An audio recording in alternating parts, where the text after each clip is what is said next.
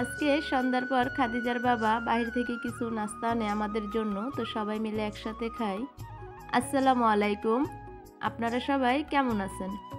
আশা করি আপনারা সবাই ভালো আছেন। আরও একটা ভিডিও নিয়ে আপনাদের মাঝে চলে আসলাম। তো সম্পূর্ণ ভিডিওটা না টেনে আপনারা দেখতে থাকেন, আর ভিডিওটা দেখতে দেখতে কোথাও গিয়ে যদি ভালো লাগে অবশ্যই আমার চ্যানেলটা সাবস্ক্রাইবার করে আমার সাথেই থাকবেন। তো আজকে যেহেতু শুক্রবার ছিল, খাদিজার বাবার কাজ ছিল, আজকে কোনো ছুটি ছিল না। যেহেতু 16 ডিসেম্বরে বন্ধ থাকবে, এই কারণে ওই দিনে ছুটির কাজটা আজকে করায় নিছে। তো আজকে যেহেতু ছুটি ছিল না, তো আস্তে আস্তে সন্ধ্যা 7টা বেজে যায়, তো কিছু বাজারও করে নিয়ে আসে। তার সাথে এখানে দেখতেই পাচ্তেছেন কিছু এখানে বেলপুরি নিয়ে আসছে। তো বেলপুরিটা দেখে আমার অনেক ভালো লাগছে, কারণ বসেছিলাম ঘরের ভিতরে যে কি খাবো চিন্তা করতেছিলাম।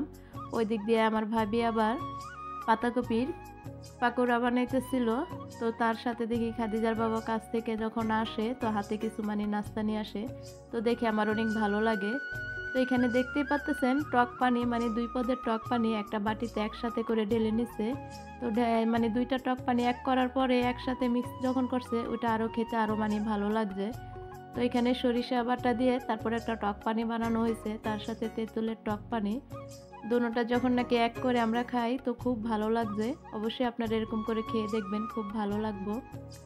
আর এখান দিয়ে যখন খাদিজার বাবা এই নাস্তাগুলো নিয়ে আসে, তখন আমি আমার ভাবিরে চুপ করে ডাইকা নিয়ে আসি যে আমরা আগে দুজন খাবো, তারপরে ফাতেমা আব্দুল্লাহ ওদেরকে ডাক দিব।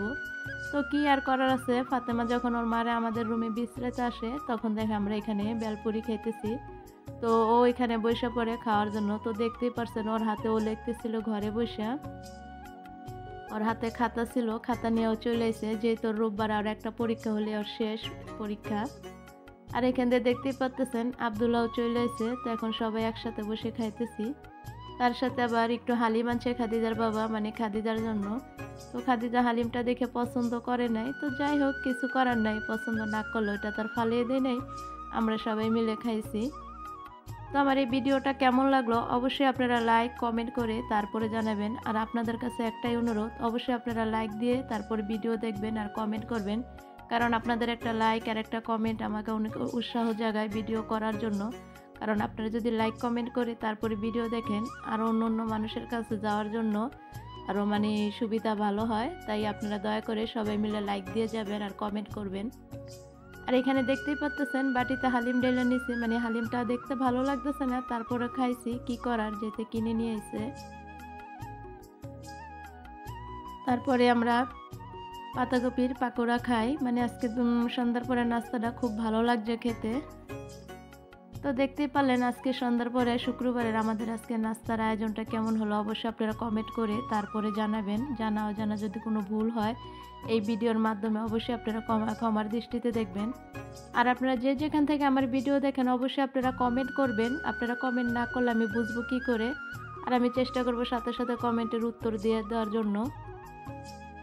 আর আপনারা যারা আমার চ্যানেলে নতুন আসবেন অবশ্যই আমার চ্যানেলটা সাবস্ক্রাইব করে আমার সাথেই থাকবেন। তো আপনারা